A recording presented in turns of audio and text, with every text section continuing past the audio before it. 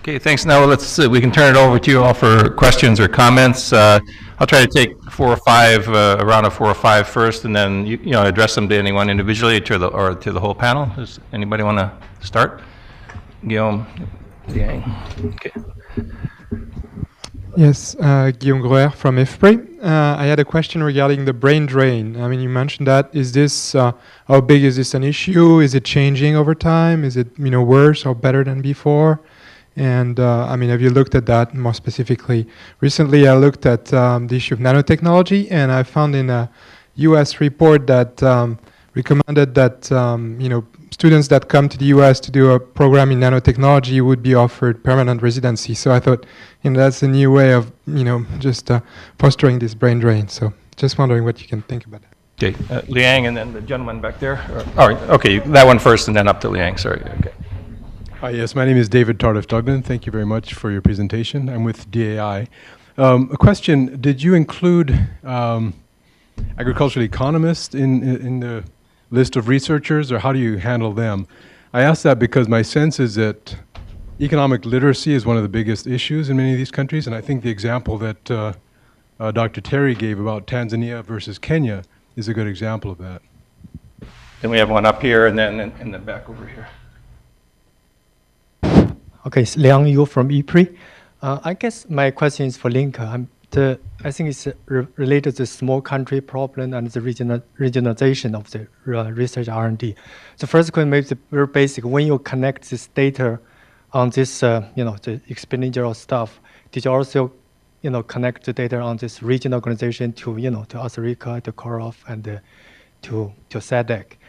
Maybe follow up this question is more, if you look at what you and Greg talking about, regionalization, because of small country problem, it makes sense for donors or for the countries to put the resources together to investment in this regional research network, Africa, because Africa like this regional network, rather than put this to money in the country.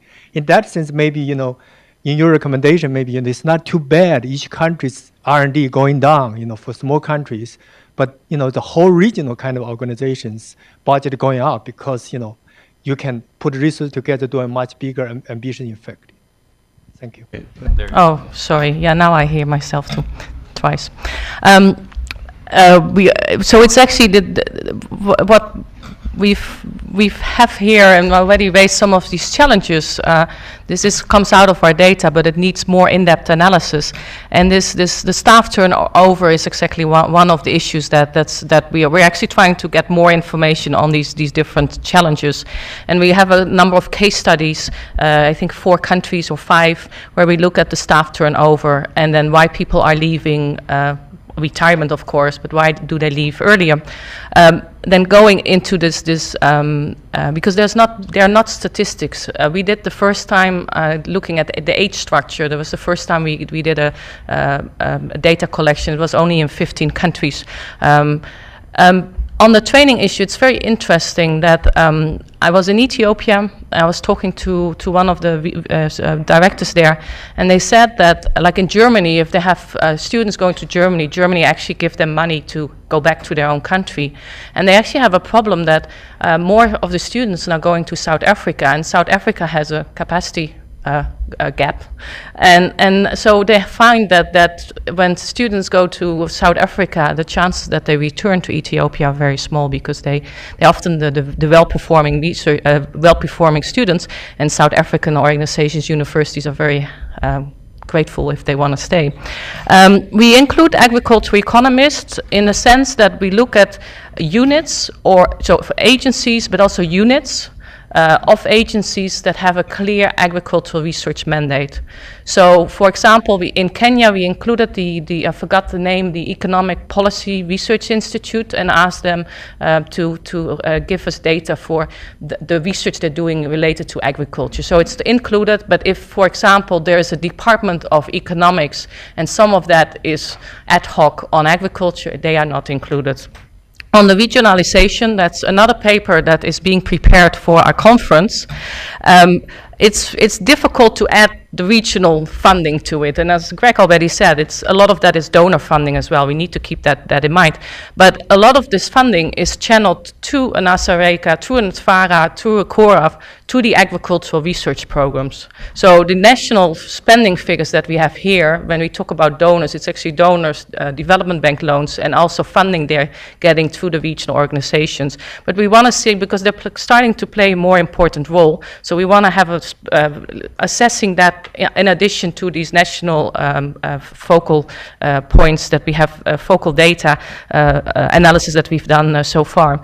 The World Bank is implementing two regional projects with this idea of building regional capacity say, for example, at a country level become more special. A country becomes more of a specialist in a certain crop.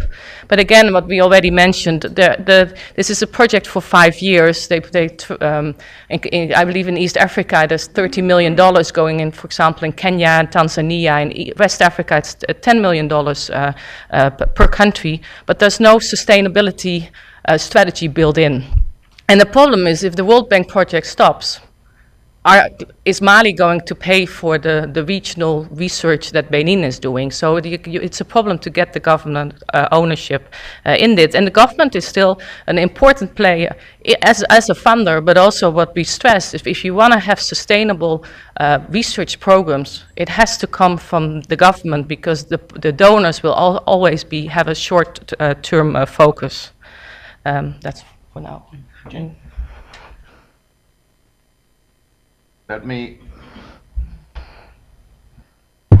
you. Let me make 2 quick comments on one, the brain drain issue, and the second one, regionalization.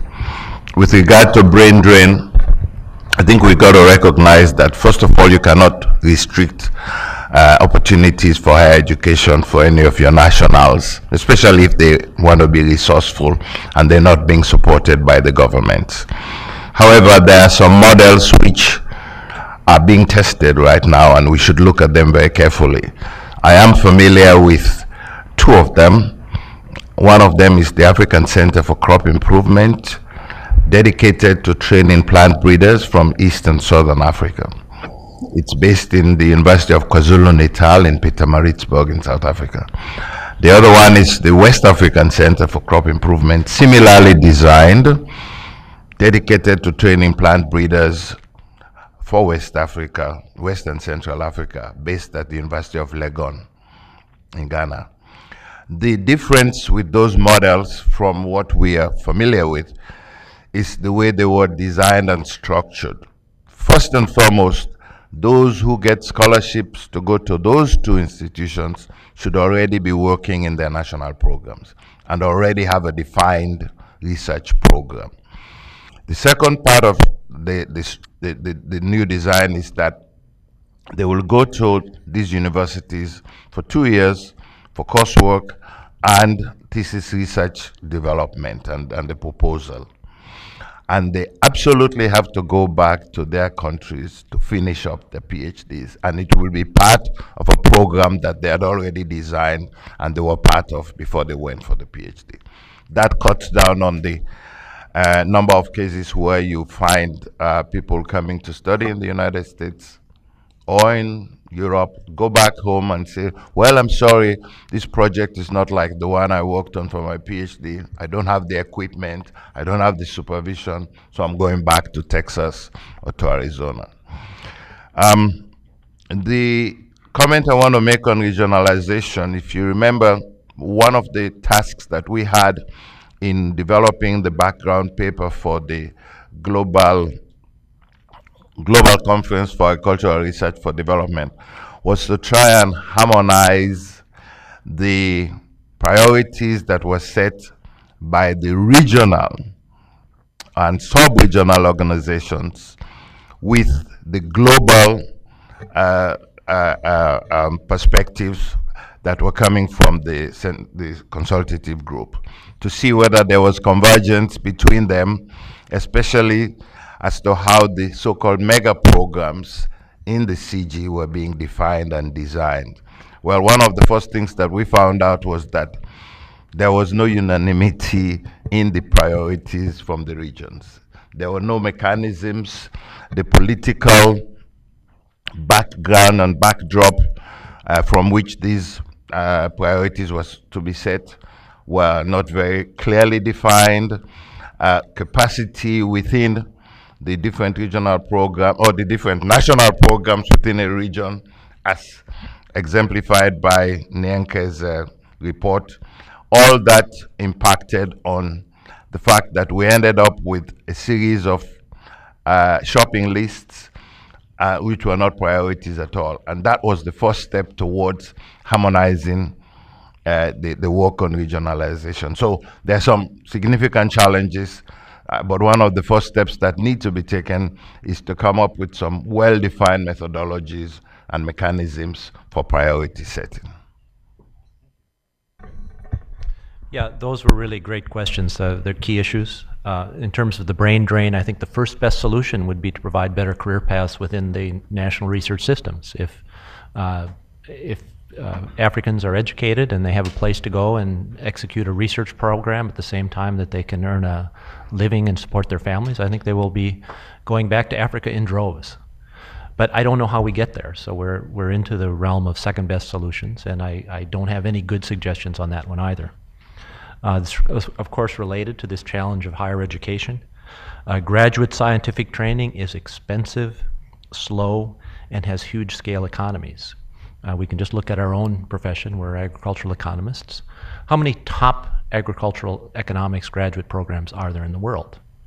Well, not that many. And I mean, there's quite a gap between a top 10 or a top 15 program and one further down the line.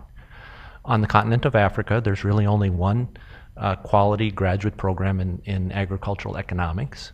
And the other programs, they don't have staff that are doing research, and so it would be difficult to provide the first level international scientific training on an African basis at the present time. To build the institutions to do that in Africa would be an immensely expensive challenge.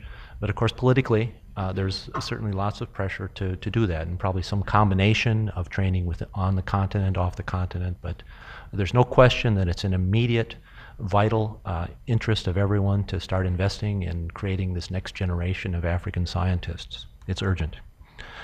Finally, the small country problem is challenging.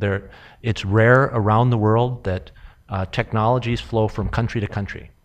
Technologies seem to flow from countries up through the CGIAR system and back out to other countries, but not across country borders. There are political and intellectual property reasons for that. One model that I think has worked very well in the past and that has been underfunded in recent years are the commodity research networks. Gene, you're familiar with the Cassava network in Africa. There were maize research networks in Central America, Pro-Free-Whole, the bean research network. Those were unlike the CORAFs and et cetera. They're not just coordinating networks. They're actually kind of are institutions. They're networks of researchers that work together under some senior scientific leadership provided in many cases by a CGIAR scientist. Those work well. They achieve some of these regional economies of scale and spillover effects, and I think they're underfunded. I think that's a solution that's on the table that we have the infrastructure and kind of the know-how to make those work. So other than that, that small country problem is very, very challenging. Okay, Ephraim and Keith and whoa, okay, hang on. Ephraim, Keith, and I want to butt in at some point too. Ephraim first, and then Keith, and two. Hang on. Then I'll go up here to David, and yeah, Jan, and who's in the back? Sorry, then you, and then Suresh, you bring up the end on this one. Oh, we have another. Okay, hi Melissa. Okay. Okay. Ephraim from IFPRI. Greg, I'll start with your comments. The small country problem, the solution of that problem is the regional programs. And I go back to Ninke. What's the trend of funding for these regional programs? Because as I know, most of the money they draw from donors. What about the countries themselves, which are within these sub-regions? what's the trend of funding from the governments, not from the donors, from the governments themselves?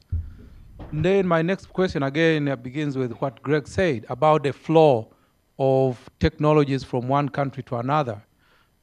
You mentioned some few constraints. What can be done? Because that can be one of the solutions of the small country problem if the technologies are flowing across borders. Thank you. My name is Margaret Mangeni from Uganda, visiting IFPRI from Makerere University. Thank you very much for the presentation. I have a number of comments. The first one, in addition to measuring the capacity in terms of numbers of researchers with MSc and PhD, did you measure quality so that we are able to know the quality of staff that we have? That's the first one. The second, in terms of the institutions that train these staff for R&D, did you find out the capacities that we have in there and what we need to do in terms of investment to make sure that we have enough capacities within African institutions to be able to produce the kinds of stuff that will be able to drive the sector for the next millennium? Thank you. That's a very easy request for Ninka, I'm sure. So yeah, so let's turn back to the panel. Ninka, do you want to start again? I will try not to talk too long because I can give another presentation right now. I forgot to answer the last question of the previous round of if we have recommendations for short-term solutions on filling the capacity gap. It's not the focus of our work, but we know that, like in a number of countries, we talked about already from the beginning point of training people, but also I think it's how to retain some of these more senior people. For example, in Kenya, they raised the retirement age at research agencies from 60 to 65 years, and they have a number of other policies that they put in place to retain people and so on. It's also a subject of another case study for a conference. I kind of start making commercials for the conference. On the regional programs, they are, as far as I understand, 100% donor funded. Governments don't provide funding. That's what I understand. If I go to a meeting for FARA of Asareka, all the travel cost, everything is funded by the regional organizations. So I think that is a good question to ask: is why are the countries themselves not funding these regional programs? One reason is, of course, that they already have problems in funding their own agricultural research institute. There are a number of, so what we found now is that indeed the growth that happened over 2001 till 2008 is mainly driven by government contributions, increases in salaries and so on, in these main drivers of growth.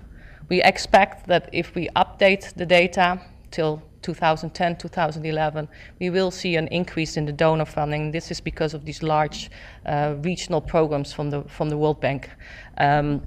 There are new innovative ways, although they're not really new, in the sense of a number of commodity-based research institutes exist in a number of countries. Cacao in Ghana, coffee tea in Kenya, Tanzania. Some of them actually date back till the colonial times. Some of them are new. There's an interesting case, which is in the box in our report on page 19, and that is Côte d'Ivoire. And of course it's a little bit weird to say that while the country is in a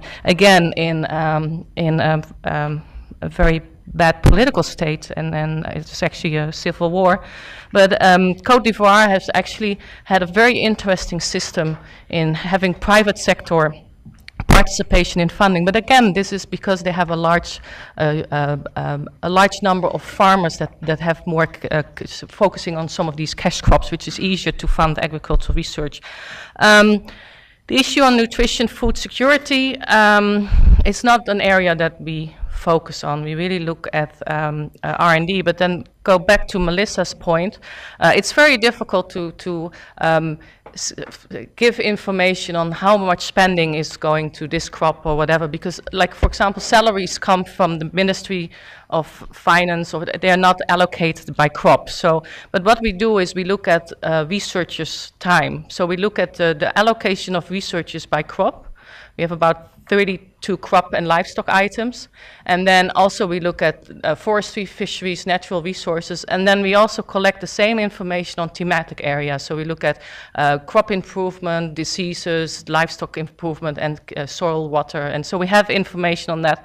This is a short brief. We had it in there, but we took it out, and we will publish all this information in future reports. On this allocation issue, what goes to research, what goes to other areas, I think this is important as part of the CADAP program, and we ourselves don't really look at that, because there's not all of the funding that goes in agricultural research is actually directly government allocations to research. I mean, universities are funded to the Ministry of Higher Education. Of course, there's the donor funding that's coming in, other sources of funding. So we don't look specifically at it, but it actually was raised at the CADAP meeting that we all three attended. The quality of staff and then training of staff. I mean, ASTI is not you need to see ASTI not in isolation, but in part of a number of other activities that are going on. We focus on input. We've had discussions on looking more looking at the performance of agriculture R&D, which we're actually planning to do more research on as well, because we're expanding the program to increase our analytical activities. But also there's through the FARA and the sub-regional organizations, they're building an M&E system capacity for countries to monitor and evaluate their agricultural research systems. And of course, the performance, the quality of the staff, how they're performing is part of that. Similar training of staff, the whole capacity issue is high on the agenda at FARA, but also at specific organizations, which is the Rural Forum for Higher Education and a few of these other organizations that specifically address issues on agriculture higher education. I want to limit my comments only to the issue of flow of technology from country to country, and to say that right from the onset, it's going to be a question of incentives. What are the incentives for one country to want to share technology with another country? So, and it's a small country issue. Of course, we do have the sub-regional organizations, and I recently had a good opportunity with Azarica, working with them to harmonize seed movement of planting material in the region. And that is one mechanism that I think needs to be strengthened. It's already paying off in terms of the dividends that one sees from the work of Azarica.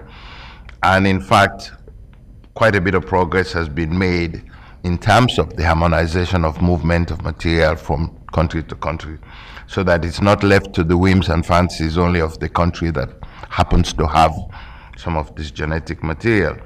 However, there's a problem of applying the legal clout to some of the agreements that have been brokered by an organization like Azarica. We need to also understand a little better about how this movement of material really affects trade. And it does affect trade both positively and negatively. And in fact, it turns out that when it comes to competitiveness, there are countries that would be a little reluctant to share kind of technology that we believe might be subject to spillover exchange. So there are some issues which need to be looked at. But clearly, as long as the capacity begins to exist whereby one country can develop some technologies, and as long as appropriate mechanisms are put in place, this sharing can take place to the benefit of both parties. Yeah, just a couple of brief comments. Again, returning to the small country problem and regionalization, I think we do have to keep in mind the characteristics of the COREFs, the regional coordination institutions. They, as has been mentioned, they're subject to funding instability themselves. They have no core funding, they have no independent source of financing, so this issue that Keith brings up applies to these institutions as well as to the national programs, that we have to be thinking in how to diversify and stabilize the sources of funding for national and regional research institutions, whether it's some type of checkoffs that's very difficult to implement in Africa, whether it's some other type of funding source, whether it's just that the donors finally come up with some way to harmonize and coordinate, perhaps through the evolving CADA process. Secondly is that the regional organizations do not conduct research. They're not scientific organizations, they're administrative organizations, so that they're able to coordinate, but they're not really able to provide scientific leadership. They can work with the on-the-ground research institutions that are doing the research and provide valuable service. But what is the role of these institutions? Clearly there is a role, but it's nuanced, I think. Finally, in terms of the issue of kind of quality of staff was brought up. I guess that one kind of out in the kind of orbit thought that I have is, well, you have a system of 12,500 researchers in Africa, about 30% of whom have PhDs. They're extensive systems rather than intensive systems. I think, as we all know, quality research output, the real innovation, comes from a very small number of top scientists, not from the average scientist or the below average scientist. How about a system that has fewer researchers that are more highly trained and that have more operation funds to conduct their programs?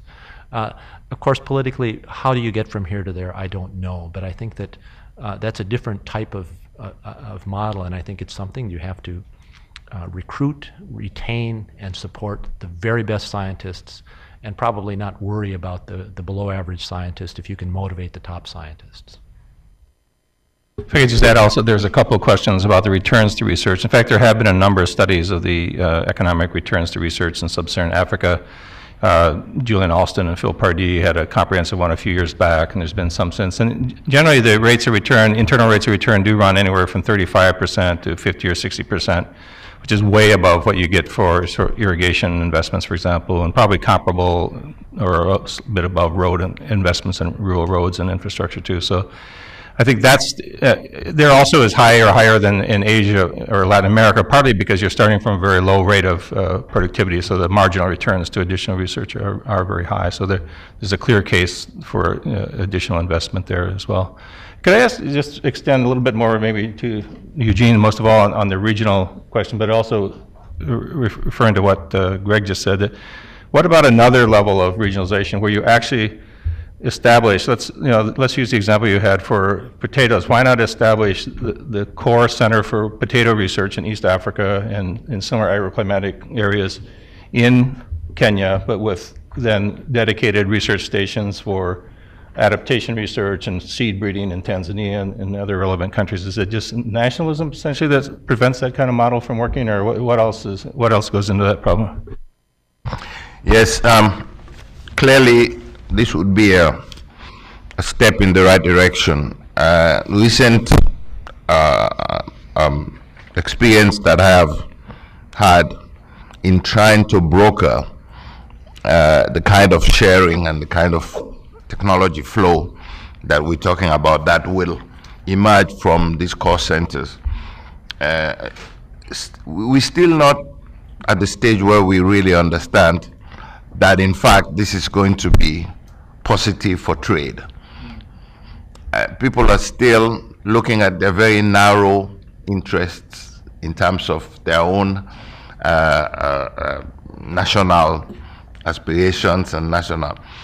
As I indicated, as Erika has tried to broker and to come up with a good regional harmonization policy, which all the countries have signed to, and yet it's impossible to implement. just impossible to implement. And the legal clout behind it is not there. So you would have to have, the governance structure should be very well and carefully designed, legal implications, and a much heightened appreciation of the fact that this is going to probably foster better trade and benefit all the parties involved, rather than narrow partisan and narrow national interest.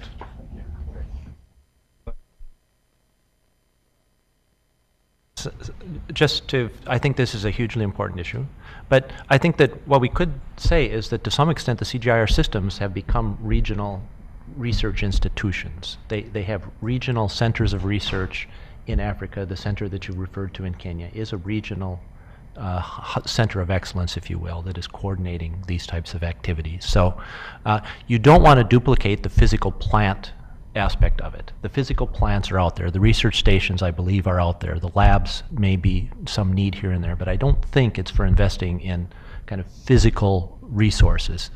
Clearly, it's hugely important that you invest in top scientists. I mean, really top scientists. It's just a few. How many plant breeders do you need in an individual country to achieve success in plant breeding? You know, back in the old days, CIMMYT only really had one plant breeder when they achieved the Green Revolution. It was Norm Borlaug, it was Sanjay Rajaram leading a small team of very skilled researchers. The economies of scale in that some of these agricultural enterprises is relatively small. Yeah, very quickly. It's actually what these two new projects, World Bank projects are doing, which are very large projects. And they build the capacity, the institutional capacity, but also the human capacity for countries to focus on specific crops.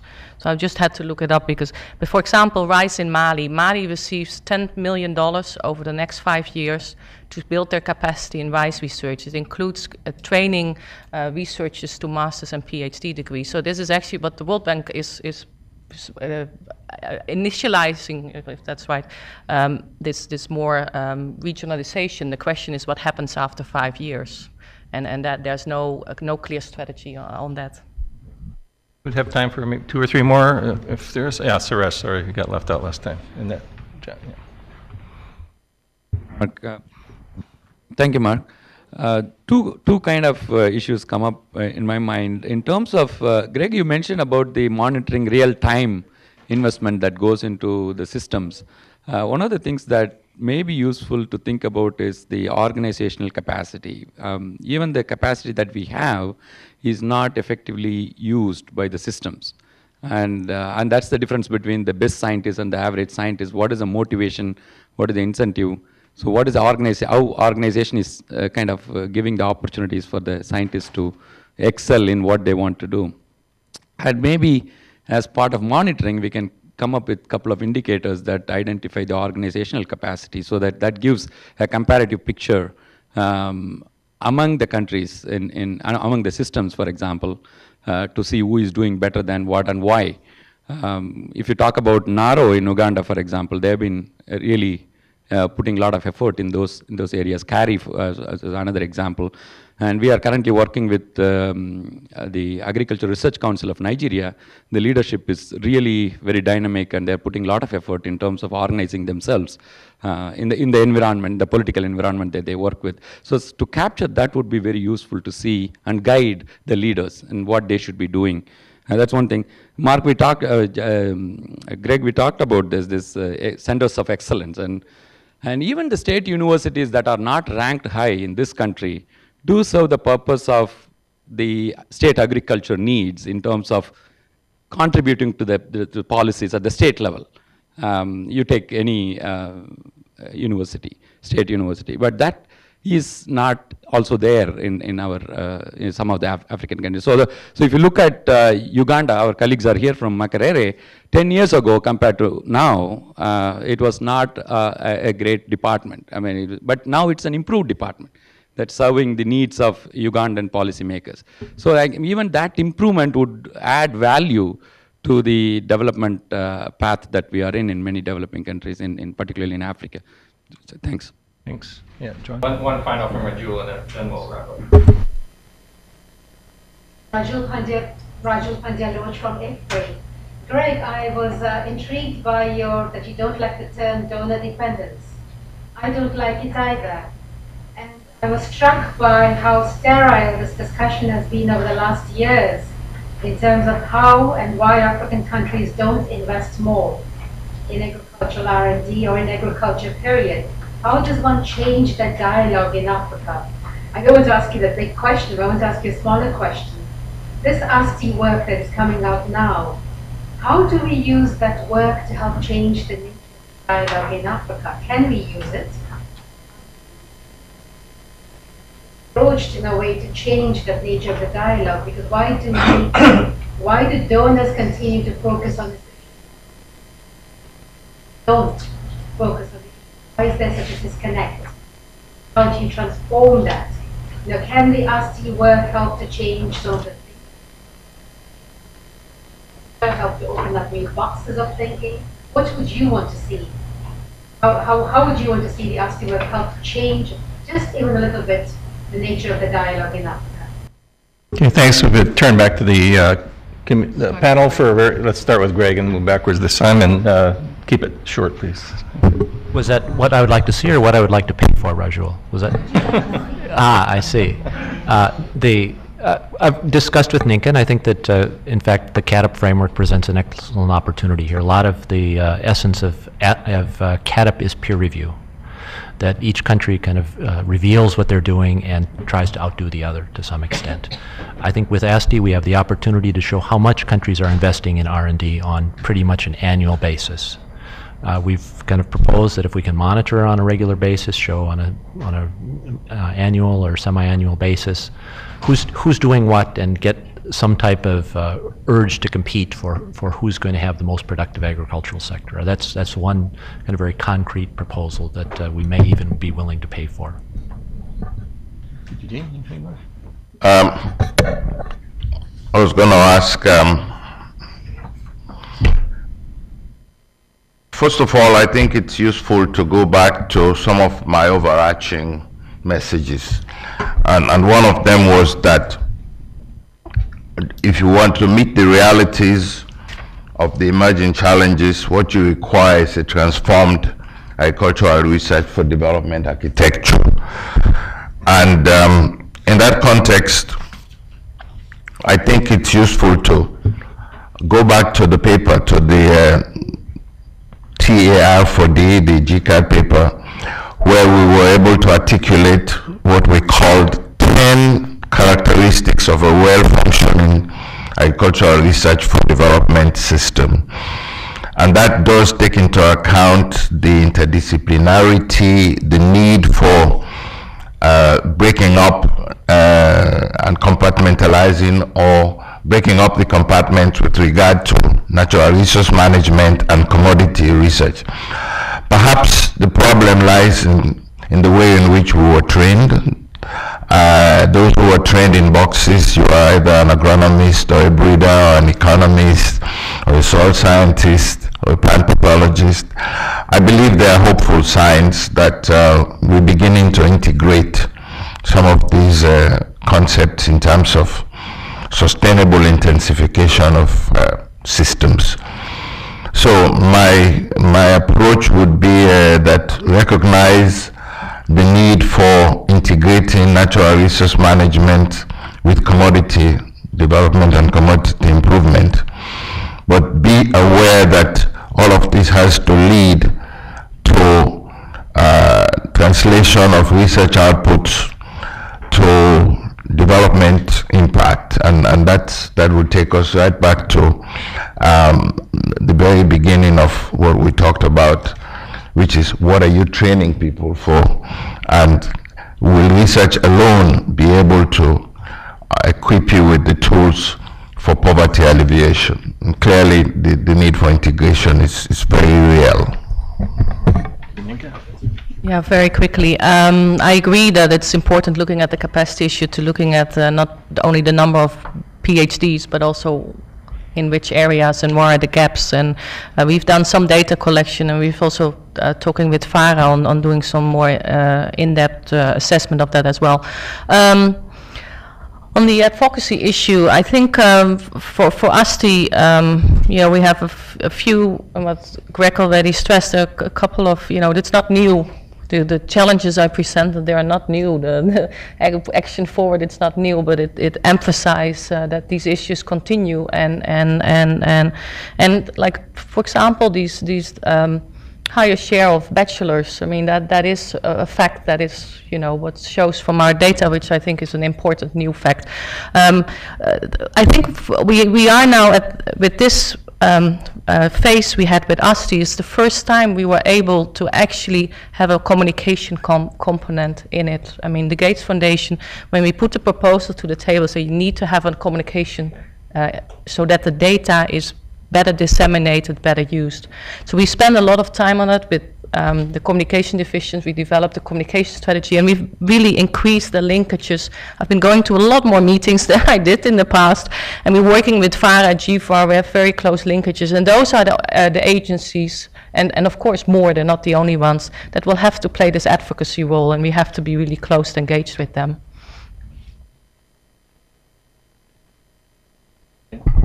Thanks. I want to thank everybody. There's a lot of great comments and questions here. And I do want to mention that, in fact, there is going to be a major conference held in December that's co-sponsored by FARA and as well as IFPRI and ASTI, in which there are actually a number of papers commissioned that address precisely some of the key issues that have been brought up here. So I suggest you all keep an eye also on the ASTI website, which is asti.cgiar.org. I think those papers will be posted prior to the conference, Inka, or around the time of the conference, but I think there'll be some great, more detailed responses on some of the questions there too. So again, thanks to the panel, and thanks to all of you very much.